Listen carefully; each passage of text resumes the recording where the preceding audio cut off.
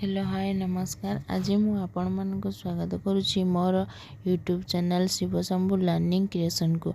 आपण मानक मु कही आज मोर ब्लॉग रे पिला मानक किपरि भाव आफ्टर नंबर शिखेबे से विषय रे ब्लॉग टी देखंतु। वर्तमान मु खातार किपरि भाव लिखि देछि। आपण एही परि भाव पिला मानक लेखि आफ्टर नंबर शिखै परिबे।